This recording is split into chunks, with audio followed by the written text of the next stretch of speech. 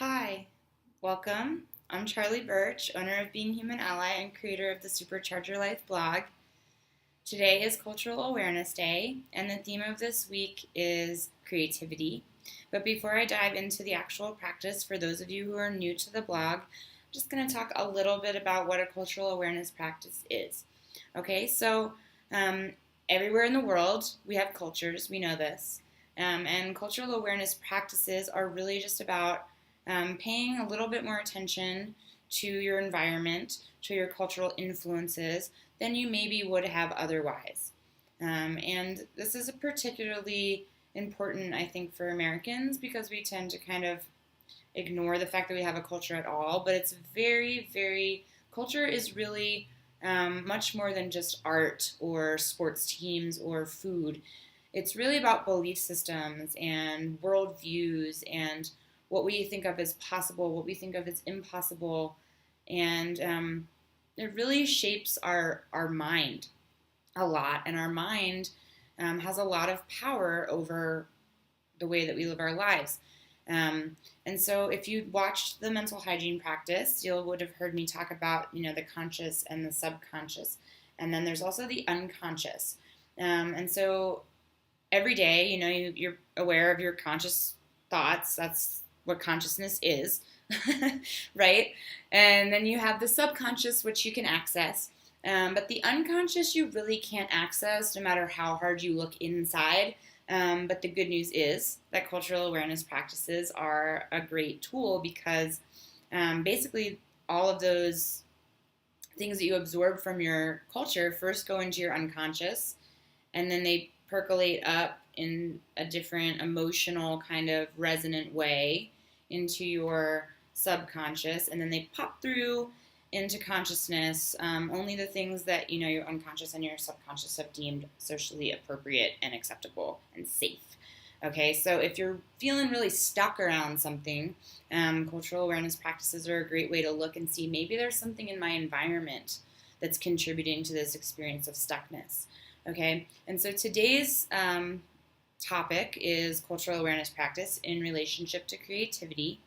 And so, as always with the cultural awareness practices, it's really just about observing. With the embodiment practices, I give you a little way to tap into the sensations that go along with the theme of the week. With the mental hygiene, we do a little bit of reflection, and there's a worksheet with that. And this is really, I do it on Friday because I'm hoping that you all are going to leave your work at the office and move out into the world and be social creatures that you are, and have an opportunity to observe your culture with a little bit of a different curiosity than just, oh, same old, same old, same old. Okay?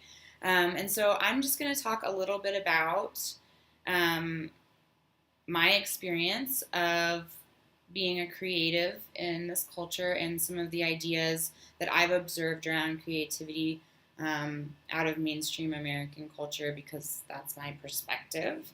And if you are from somewhere else in the world, welcome. And I'd love for you to chime in and leave a comment if, from your perspective, of course, not by any means to speak to your entire culture, but your experience of it. Okay, so I grew up as a dancer. I love to dance. Some of you know this already if you've seen some of the other videos. And so I was always identified as a creative person, but I also was very interested in psychology. And so I majored in dance and psychology in undergrad. And people either got that or they thought it was like totally weird. Like, you're studying dance and psychology? Like, what do those two things have to do with each other? And to me, I think psychology is fascinating because I love to study the way that the psyche is creative. It keeps from us what we're not ready for. It gives to us what we need to be challenged by.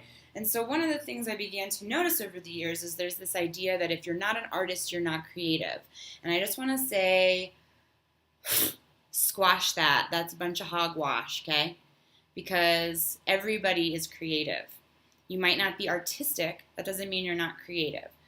So I want you to go out into the world, and I want you to see how everything around you is a creation. The home that you live in, is a creation between the architect and the interior designer and the company that makes the materials, how they made materials that were going to be durable or not durable, maybe if you got some bum materials. Sorry about that.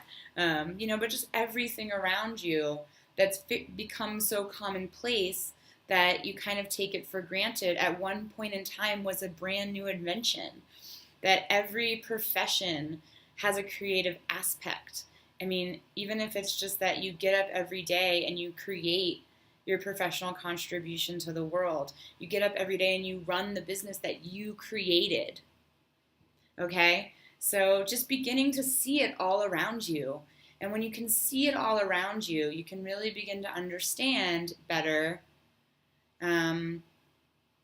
how creativity can serve you in your life, in your business. And when you understand how it can serve you, you will embrace it. And when you embrace it, it will unleash itself to you.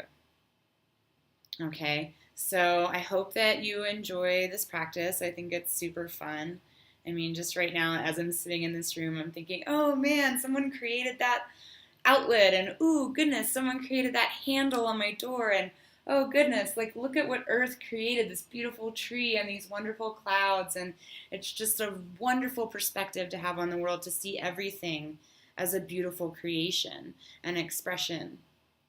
So I hope you enjoy the practice, and if you do, please share it with your friends and family, your coworkers and colleagues, and help spread the creativity around.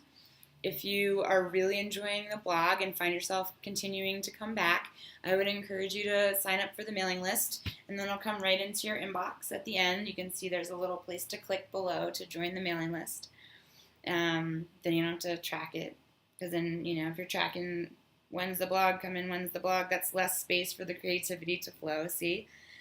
And if you're really intrigued by the work, I'd encourage you to just go ahead and schedule one of your free consult with me. I offer 30-minute free consults to see if it's a good fit, whatever is up for you in your life and whatever you're looking to move into, and see if I can help you with that. So I hope that you have a wonderful weekend and find all kinds of creativity around you. And I'll be back next week, so I hope you will too. All right, bye.